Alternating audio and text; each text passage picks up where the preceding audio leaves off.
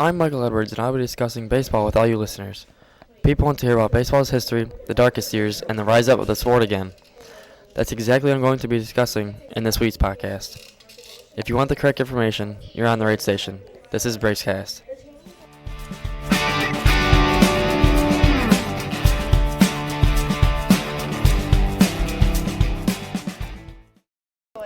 Baseball is America's pastime. It was the first interesting and organized sport to arrive here in America. The Major League Baseball Association was established in 1876, and the first teams ever to play were the Yankees, Cubs, Red Sox, Cardinals, Braves, and the Pirates. Some of the most unbelievable things happened in Major League Baseball, including the greatest baseball player to walk this earth, Babe Ruth. Ruth played in over 2,500 games and had over 8,000 at-bats. The most interesting moment for Ruth was the infamous called shot against Chicago Cubs pitcher Charlie Root at Wrigley Field, October 1st, 1932. Shortly after Ruth retired from baseball, the color barrier was broken. Jackie Robinson, an African-American baseball player, was the first to play in the majors. He was signed to the Brooklyn Dodgers in 1947 and did remarkable things in the field. Baseball to this day surprises me. However, I would kill to go back to the heart and soul of where baseball started. This game really knows how to keep a fan on their toes, though.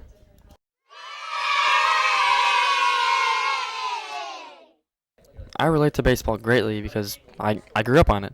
It seems like yesterday I was throwing and catching my first baseball with my father. Here I am now, 16 years later, still a supporter of the game. Hopefully someday I can make it to the majors and be a part of baseball's extraordinary tradition. Stay tuned for baseball's Black Eye next, a time period from the early 1990s until the late 2000s.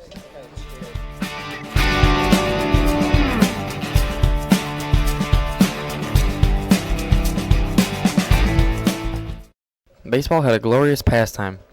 Everyone saw the players as role models, even heroes. Then in 1988, baseball changed forever.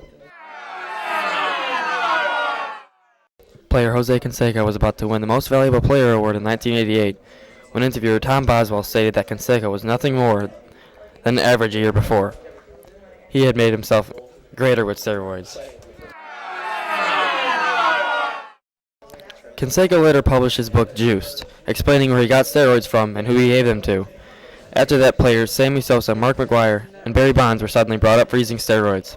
Those players were idolized as gods. Now they're equivalent to the mud on your shoes. The 1994 baseball strike was the icing on the cake for fans. Fans said enough about hearing that players had been linked to steroids. This all led to exploding high contracts, soaring ticket prices, then no baseball season whatsoever in 1994. I interviewed my father, Jeff Edwards, for his opinions and outlooks on the game. The feelings are that it's America's pastime, and it's trying to become again, but it's hard. Between the players doing drugs, the strike, the ticket prices, you really can't afford to take kids and go to a game anymore. It's too hard. So I think that the game is getting better, but I still think it needs a way to go, and I like the direction it's going. That was my father, Jeff Edwards, and he had some great opinions on the game of baseball. There's more to come. Stay in for how steroid-linked players brought baseball back in 1998.